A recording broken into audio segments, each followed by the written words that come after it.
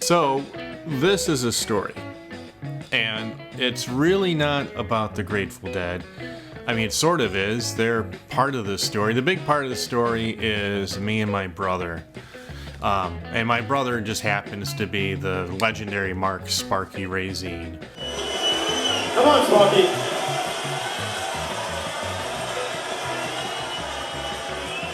Here he is, one of the best guys in the business, Bill Grant. Billy, this is the crew for 10 fucking years. They've done it. Good once again for the crew. But him being with the Grateful Dead, you know, that happened most of the time was like before I can remember. He was born in 1950. I was born in 1968. 50 years ago, on July 25th, 1974, I got to spend a day with him as they set up the PA down at the International Amphitheater here in Chicago on the south side, 42nd Street and Halsted. So here I am with Mark when I was a baby. Soon thereafter, he ran off to California with his wonderful wife Basia and left behind his wonderful dog Ginger. And soon after that, he started working with the Grateful Dead. You know, the Grateful Dead, they've just always kind of been in the background for him. I didn't understand how important they are because I was a small guy. Oh, and by the way, Basia is the one who gave me the shirt sometime in 1986 or 87. Here I am at Stinson Beach, Marin County. I don't know if you guys used to send in mail order tickets, you know, to my niece Melissa. But, you know, it always used to go to Stinson Beach in Marin County. And my brother was always my hero. So while he was out on the road for those years, I was putting on my own shows, you know, over on Patterson Avenue in Chicago and Lakeview. And I would take various cardboard boxes and stack them up and wire them up with kite string. And then take a Lincoln log to use as a microphone and put it on a plunger. Hopefully it wasn't covered in shit. And that, you know, and I would set up for like an hour or two, and then I would do one song, and that would be it. And then I would strike, you know, for an hour or two after that. And that was kind of like a day's entertainment, doing, you know, one song and setting up the PA.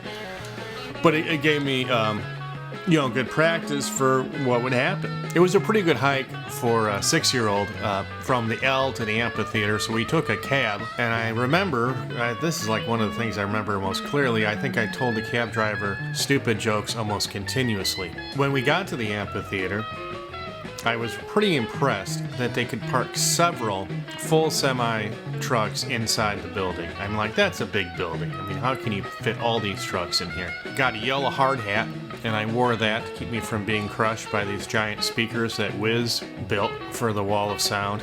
And that worked well. My head did not get crushed, although, you know, nobody could tell. And Mr. Garcia gave me the nickname of Hard Hat. I don't really remember, but a good family friend, Geri, you can see here, she told me that's what Garcia called me. Anyway, so I helped out Sparky set things up. Everything was color-coded. You know, I say, oh, plug the yellow one into the green one. So for lunch, I got a cheeseburger and almost immediately puked it up into Sparky's big red napkin.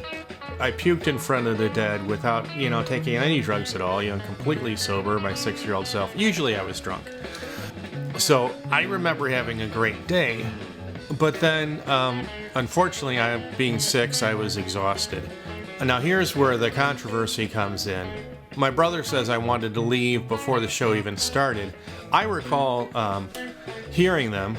So who knows? Maybe it was the sound check I heard, and that was it, and I confused the sound check with the gig. But I also have this vague memory of like people being there. You know, my father showed up, a friend Geri, who I mentioned, she showed up, and I think I made it through a song or two before I left with my mom. You know, it's just kind of funny because, you know, they started with, you know, some of Bobby's cowboy songs, which have never been like my favorite, so I think maybe it was just my 6-year-old reaction to the cowboy songs that did it.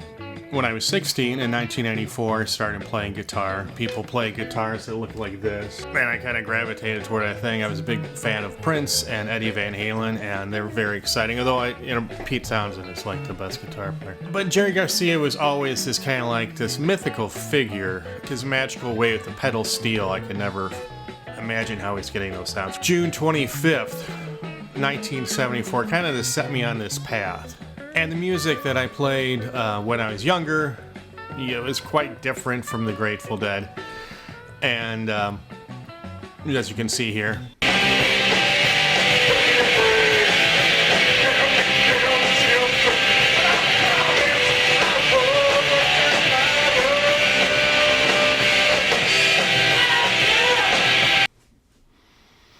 So I don't know if you can say that's actually my first Dead show.